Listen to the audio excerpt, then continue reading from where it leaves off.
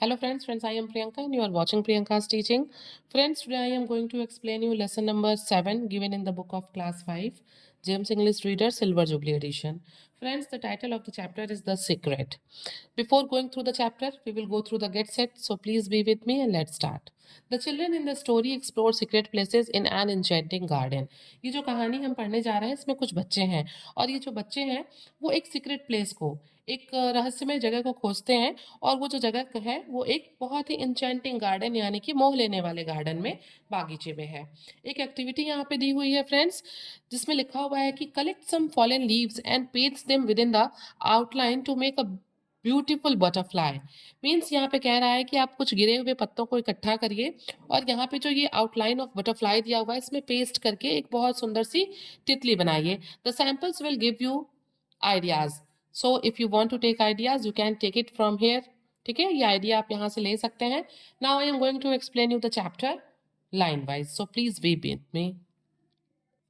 This extract from the book The Secret Garden by Frances Hodgson Burnett is about Mary Lennox, an orphan who goes to live at her uncle's big house. ठीक है, ये जो कहानी हम पढ़ने जा रहे हैं ये जो है हिस्सा है एक बुक का जिसका नाम है the secret Garden which is written by Frances Hodgson Burnett. ठीक है, उनके द्वारा लिखी गई ये किताब है जिसका नाम है द सीक्रेट गार्डन।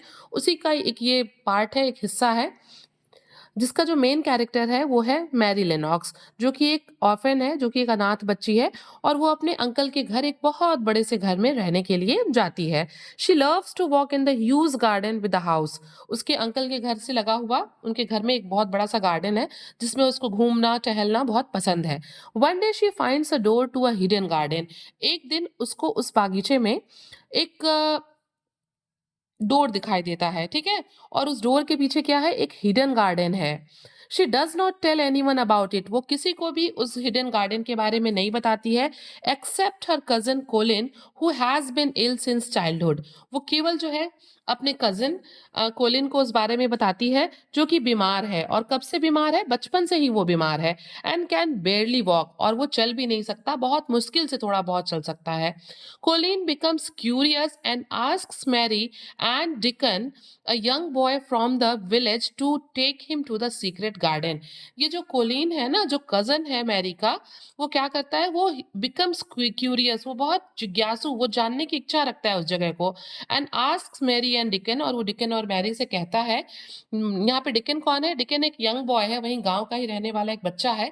इन दोनों से कोलिन कहता है कि मुझे to take him to the secret garden, कि मुझे उस सीक्रेट गार्डन में ले चलो। Okay friends before starting the chapter I want to tell you, एक कहानी है द सीक्रेट गार्डन जिसमें हम लोगों ने पढ़ा हुआ है कि इस स्टोरी में होता क्या है कि मैरी जहाँ अपने अंकल के यहाँ जाती है वहां पे जो गार्डनर है उसका एक पेट बर्ड कह सकते हैं है रॉबिन। एक दिन जब मैरी बागीचे में टहल रही होती है तो रॉबिन जो है एक साउंड प्रोड्यूस करता है और जब मैरी उधर देखती है तो वो उसको एक रस्टेड की चाबियों के गुच्छे की तरफ दिखाता है जो कि रस्टेड है। और मैरी जब वहां जाती है तो रॉबिन उड़ता हुआ कहीं जाके एक हीप ऑफ डस्ट पे बैठ जाता है और फिर वो उस सीक्रेट डोर को मैरी को दिखाता है। और यहाँ पे हम उसी डोर की बात कर रहे हैं जिसके पीछे की वो गार्डन है। ओके, तो अब मैं आपको चैप्टर एक्सप्लेन करती हूँ। As each day passed Colin had become more and more fixed in his feelings that the mystery surrounding the garden was one of its greatest charms. क्या होता है, जैसे जैसे दिन गुजरते जाते हैं जो कोलिन है उसकी जो इच्छा है ना उस गार्डन में जाने की, जो फीलिंग है उस मिस्टीरियस सराउंडिंग में गार्डन में जाने की, वो और क्या हो जाती है, वो और स्ट्रांग होती चली जाती है। और क्या होता है कि it was one of its greatest charm, और ये उसको जो है उसको खुशी देने वाला, डिलाइट करने वाला एक बहुत ही मेन टॉपिक हो जाता है। Means anyhow he wants to go there in the hidden garden. Nothing must spoil that. कोई भी ऐसी चीज नहीं होनी चाहिए जिससे कि ये चीजें खराब हो, वो ना जा पाए, ये प्लान कोई जान पाए। मतलब कुछ भी नहीं ऐसा होना चाहिए जिससे कि चीजें खराब हो। No one must ever suspect that Mary Dickon and he had a secret. मतलब किसी भी तरीके से किसी को ये बात बिल्कुल भी नहीं जानना चाहिए कि मैरी डिकन और कोलिन के पास क्या है, एक सीक्रेट है। और वो सीक्रेट क्या है, वही hidden garden. People must think that he was simply going out with Mary and Dickon because he liked them. लोगों को ऐसा फील होना चाहिए, बिल्कुल ऐसा ही फील होना चाहिए कि जो कोलिन है वो मैरी और डिकन के साथ बस ऐसे ही बाहर घूमने जा रहा है क्योंकि वे उसको पसंद है, ठीक है ना। The three had long and quite delightful talks about their route. ये तीनों क्या करते हैं, ये तीनों बैठ के बहुत लंबी लंबी और डिलाइटफुल बातें करते हैं आपस में कि किस तरीके से किस रूट से हमें वहां हिडन गार्डन तक जाना है। They would go up with this path and down that one and cross the other and go round among the fountain flower beds. मतलब वो आपस में डिसाइड करते हैं कि किस तरीके से जाना है, रूट्स के बारे में बात करते हैं कि हमें गो अप दिस पाथ, इस रास्ते से जाना है, एंड डाउन दैट वन, और फिर उस रास्ते से उधर से आना है, and cross the other and go round, और किस तरीके से सड़कों को क्रॉस करते हुए फाउंटेन के चारों तरफ से होते हुए फ्लावर बेड यानी कि फूलों की क्यारियों से होते हुए कैसे उनको उस Eden garden तक जाना है। They would turn into the shrubberry walks and lose themselves until they came to the long walks. Means वे आपस में बात करते हैं कि किस तरीके से उन्हें shrubberries मतलब होता है paths planted with shrubs, कि किस तरीके से उन्हें shrubberries उन रास्तों से होते हुए जहाँ पे shrubs हैं वहाँ जाना है, and lose themselves until they came to the long wall. और मतलब उन्हें तब तक अपना lose themselves का मतलब यहाँ पे ध्यान भटकने से है कि उन्हें बिल्कुल अपना ध्यान तब तक नहीं भटकने देना है जब तक कि वो उस लॉन्ग वॉल यानी कि लंबे दीवार तक नहीं आ जाते जहां पे दरवाजा है उस हिडन गार्डन का। One day Colin leaned back on his cushion and said, एक दिन जो कोलिन है वो जिस चेयर पे बैठता है, व्हील चेयर पे, क्योंकि वो चल नहीं सकता है, तो वो अपने कुशन की तरफ पीछे लीन करते हुए झुकते हुए कहता है, said, this afternoon I shall see it, मतलब इस दोपहरी को मैं या फिर आज दोपहरी को मैं इसे देखूंगा। This afternoon I shall be in it, मतलब इस दोपहरी को या आज दोपहर में मैं उस गार्डन में इसमें होऊंगा। इसमें किसमें? I cannot help thinking about what it would will look like, he said, और वो कहता है कि आई कैनॉट हेल्प थिंकिंग, मैं सोच भी नहीं पा रहा हूं कि वो अंदर से कैसा दिख रहा होगा। किस चीज की बात की जा रही है? ये इट किसके लिए यूज हुआ है? गार्डन के लिए? No, it is not use for garden. Okay, आगे की लाइन में आपको क्लियर होगा, देखिए। This afternoon I shall see it, आज की दोपहरी मैं इसे देखूंगा। This afternoon I shall be in it, इसमें हो रहूंगा। I cannot help thinking about what it will look like, he said, और वो कहता है कि मैं बिल्कुल समझ भी नहीं पा रहा हूँ, सोच भी नहीं पा रहा हूँ कि ये कैसा दिखेगा। The garden asked Mary, Mary कहती है तुम बागीचे की बात कर रहे हो, हिडन गार्डन की जहां हम जाना चाहते हैं।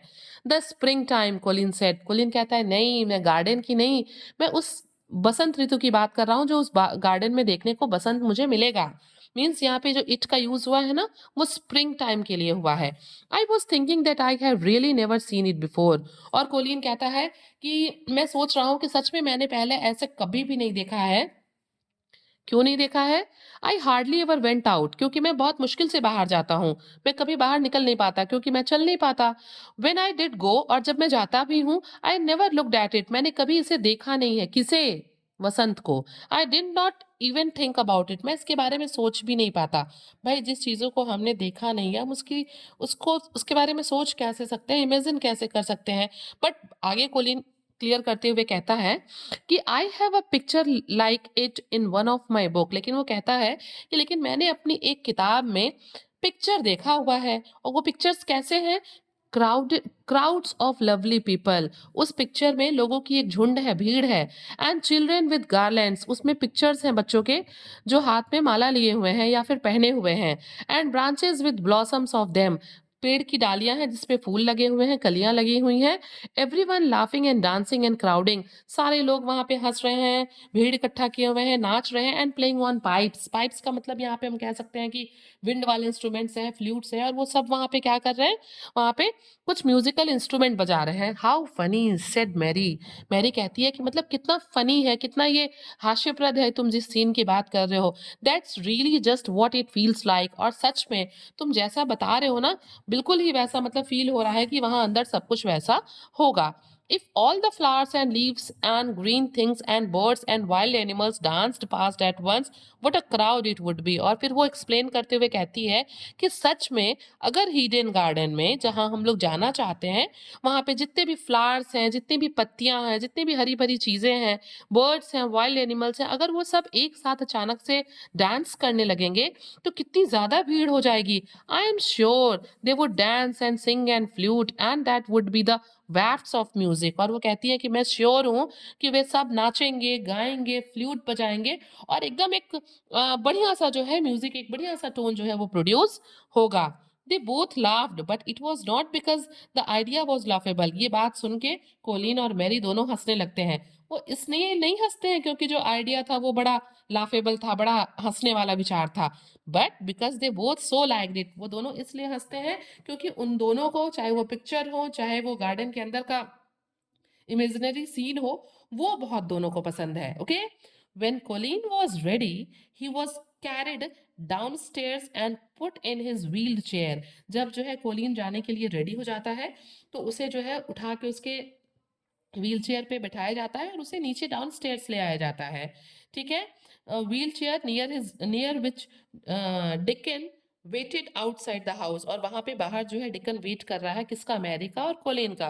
When all the grownups had gone, जब घर के सारे बड़े लोग चले जाते हैं, Dickon began to push the wheelchair slowly and steadily. वो क्या करता है, जो डिकन है वो व्हील चेयर को धीरे धीरे और लगातार धकेलता रहता है। क्यों? क्योंकि उन्हें तो उस हिडन गार्डन में जाना है।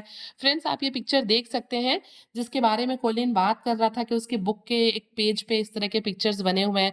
Girls are dancing, they are wearing, they are having garland, they are playing flute, animals are there, blossoms are there on branches. वो पूरा पिक्चर आप यहाँ पे देख सकते हैं। आगे देखते हैं। मैरी वॉकड बिसाइड इट, और मेरी क्या है, मेरी जो है वो डिकन और कोलिन के चेयर के बगल बगल में वो भी चल रही होती है। And Colin leaned back and lifted his face to the sky. जो कोलिन है ना वो घर से कम निकलता है, तो जब वो निकल गया है तो वो बहुत अच्छा फील कर रहा है। और क्या होता है, he leaned back and lifted his face to the sky. वो अपने व्हील चेयर पे पीछे की ओर झुक जाता है और अपने फेस को जो है ऊपर आसमान की तरफ उठा लेता है। The small snowy clouds seemed like white birds floating on outspread wings below the blueness of the sky। और आसमान में ऊपर देखने पे उसे ऐसा लग रहा था कि ये जो स्नोई क्लाउड्स हैं, जो बादल हैं, वो बिल्कुल किसी चिड़िया की तरह हैं जो अपने पंख को फैला के, आउटस्प्रेड, अपने पंखों को फैला के नीले आसमान में क्या कर रही है, फ्लोट कर रही है, उड़ रही है। The wind blew soft in big breath and had a wild sweet scent. और क्या है, जो हवा है ना वो बहुत आराम से बह रही है, और जो कुलीन है वो एक बिग ब्रीथ, ठंडी सांस लेता है, लंबी गहरी सांस लेता है। And had a wild sweet scent, और उस हवा में एक बहुत ही स्वीट सेंट, एक खुशबू है। Okay, Colin kept lifting his thin chest to draw it in. Colin ने चेयर पे बैठ के अपने चेस्ट को, अपने पतले दुबले चेस्ट को ऐसे ऊपर उठा रखा है जिसे वो सारे हवा को ड्रॉ इट इन, अंदर अपने समा रहा है। And his big eyes looked as it if it were they which were listening, और उसने अपने आंखों से, बड़ी बड़ी आंखों से वो इन चीजों को ऐसे देख रहा है कि मानो उसके ये जो कान है ना, विच वर लिसनिंग, उसके आंख ही सुन रहे हो, इंस्टीड ऑफ हिज ईयर। आंखों से चीजों को इस तरीके से देख रहा है कि उसके आंख चीजों को सुन रहे हैं, कान के बजाय आंखों से ही वो चीजों को सुन रहा है। Okay, no one was visible in the paths they लोग टुक। जिस रास्ते से वो जा रहे हैं, भाई उन लोगों ने बहुत प्लान किया हुआ है ना, तो वो जिस रास्ते से जा रहे हैं उस रास्ते पे कोई भी नहीं है। Every gardener and gardener's lad had been asked to stay away. बागीचे में जो गार्डनर है, माली, उसके बेटे से सबसे कह दिया गया है, मतलब वहां नहीं रहने के लिए, वो सब चले गए हैं वहां से।